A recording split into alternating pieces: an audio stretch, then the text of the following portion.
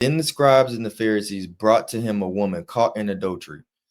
And when they had set her in the midst, they said to him, Teacher, this woman was caught in adultery in the very act.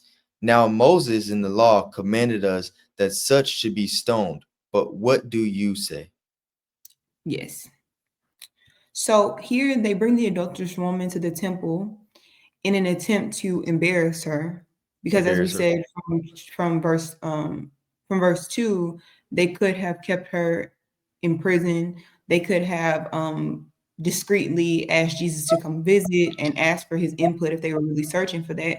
But furthermore, it wasn't just to embarrass the woman, it was to embarrass Christ as well. Because and then because if you're looking at it from the perspective of what they're asking of him, they're trying to trap him to be able to say he disagreed with this or he did agree with that. Either one would put him in a moral discomfort, kind of.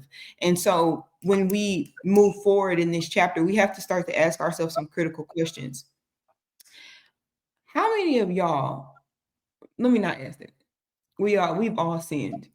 But when I talk to y'all, when I'm asking y'all these questions, these are in reference to the woman and being put in her position, right? Mhm.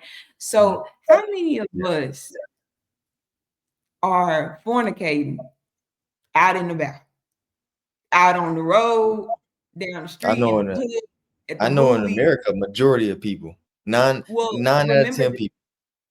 no, that's not true. I believe it. Nine out of 10 people is having Well, sex out of let's wedlock. say sane people, because I mean, like, if you're just sleeping with people in the middle of the road, you probably mentally are unwell. But Well, I'm I'm just not saying saying, in the middle of the road. what I'm saying, think about this. Think about the time that they're in. They're in a very critical, religious, they have people walking around trying to condemn people for their morality. Exactly. That's what the Pharisees were. The religious leaders were basically like tattletales. Like, we're going to condemn you. We're going to, put consequences. They put themselves on a moral pedestal. So anything below what they seen as morally right and morally just, anything under that, they automatically condemned you, and they were going to tell the high priest and say, we need to put the law of Moses on them.